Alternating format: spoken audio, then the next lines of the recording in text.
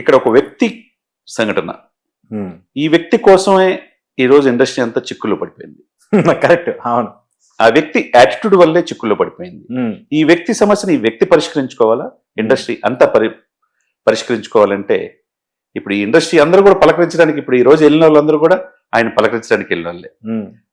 చనిపోయిన రేవతి కుటుంబాన్ని పలకరించలా, అవును. చనిపోయిన రేవతి కుటుంబానికి ఒక రూపాయి సహాయం చేయాలి వీళ్ళందరూ. అవును. మరి అసెంబ్లీలో చెప్పినట్టుగానే ఈ రోజున ఎక్కడో సరే సమస్యకి సాల్వ్ చేసుకోవాలనే ఉద్దేశంతో ఫిలిం డెవలప్మెంట్ కార్పొరేషన్ కి చైర్మన్ ఎవరు? దిల్ రాజు. కాబట్టి దిల్ రాజు వెళ్ళటం, సీఎం గారిని అడగటం, పలు దప్పాలుగా చర్చలు జరపటం, ఈ సమస్యని సామరస్యంగా పరిష్కరించుకుందాం అనుకోవటం, ఆ విధంగా ఈ రోజు వెళ్ళటం జరిగింది. అవును.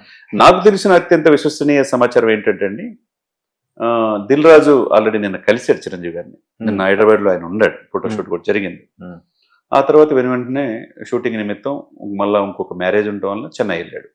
అదే ఇంపార్టెంట్ రేవంత్ రెడ్డి గారు కనుక చెప్పితే కనుక డెఫినెట్ గా వచ్చేవాడు. ఆయన రేవంత్ రెడ్డి గారితో మంచి సంబంధాలు ఉన్నాయి. ఆయనకి అవార్డు వచ్చినప్పుడు సన్మానం కూడా రేవంత్ రెడ్డి గారు ప్రభుత్వం ఆయన విచక్షణ మర్చిపోయి తన రాష్ట్రంలో పుట్టి పద్మవిభూషణుడు అయిన చిరంజీవి గారిని సత్కరించడం జగన్ కి నచ్చలా, ఆయన చేయలే.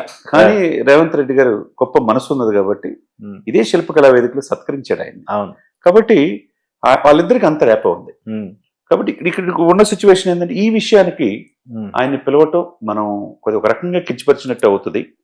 ఆయన హోదాకి ఇక్కడ తగ్గించొద్దు అని చెప్పి దిల్ రాజుతో చెప్పినట్టుగా తెలిసింది. దిల్ రాజుతో, ఎందుకంటే దిల్ రాజు ఈ సమస్య పరిష్కరించుకోవాల్సింది ఆయనదే. అవును. ఇప్పుడున్న సిచ్యువేషన్స్ లో ఎఫ్డీసీ చైర్మన్ గా ఉన్నాడు, చైర్మన్ గా ఉన్నాడు. గేమ్ చేంజర్ ఆ మూవీ ఆయన చేతిలో, వెంకటేష్ గారి మూవీ ఆయన చేతిలో ఉంది. రాననే కానీ నాగబాబుని పంపిస్తాను, నేను రావటం కరెక్ట్ కాదని చిరంజీవి. సరే, ఏదైనా కానీ ఇద్దరు వచ్చారు, సాయి ధర్మ తేజ్, అవును, తర్వాత వరుణ్ బాబు వచ్చారు. ఆ ఫ్యామిలీ నుంచి ఇద్దరు వచ్చారుగా.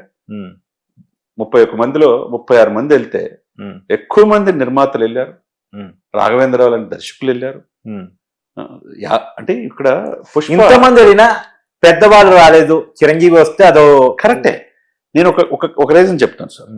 ఆయన సత్కరించి ఆయన గౌరవించిన వ్యక్తి ఈ సబ్జెక్ట్ లో ఇప్పుడు ఈయన గనక వస్తే వాళ్ళ కొడుకు సినిమాకి గేమ్ చేంజర్కి బెనిఫిట్ కోసం వచ్చారని చెప్పి భావనలో ఉంటారు.